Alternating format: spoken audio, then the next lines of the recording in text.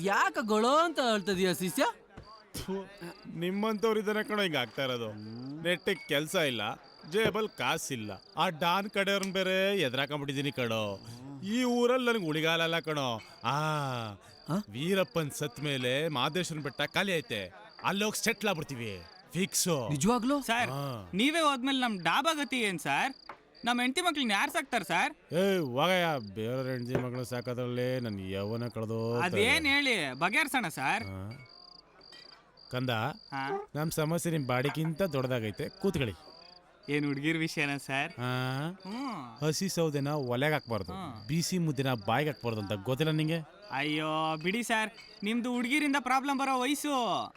ವಯಸ್ಸಾ? ಇಳಿ ವಯಸ್ಸಲ್ಲಿ ಮಳೆಯಲ್ಲಿ ನಿಂದು ಚಳಿ ಜ್ವರ ಬಂದರೂ ತಡ್ಕೋಬಹುದು. ಆದರೆ ಎಳೆ ವಯಸ್ಸಲ್ಲಿ ಹುಡುಗಿ ಗಿಡಿಗೆ ಬಂದು ಪ್ರೀತಿ ಗೀತಿಯಾಗಿ ಲೈಫ್ ದಬಾಕೊಂಡ್ರೆ ತಡ್ಕೊಳಕ್ ಆಯ್ಕಿಲ್ಲ. ಅಲ್ಲ, ನನ್ನ ಲೈಫ್ನ ಅಮಾವಾಸ್ಯೆ ಮಾಡಬೇಕು ಅಂತಿದ್ಯಾ ನೀನು? ಅಮಾವಾಸ್ಯೆ ಕತ್ಲಾಗ್ಲಿ ಬೆಳ್ದಿಂಗ್ಳು ಬೆಳಕಾಗ್ಲಿ ಎರಡನ್ನೂ ಪ್ರೀತಿಸ್ಬೇಕು ಸರ್. ಅಲ್ಲಿ ನೋಡಿ, ಬೇಜಾರಲ್ಲಿ ಬೇಜಾನ್ ಬಾಡಿಗಳಿವೆ, ಅವ್ರ ಜೊತೆ ಕುಡಿರಿ ಕುಣಿರಿ ಎಂಜಾಯ್ ಮಾಡಿ ಸರ್.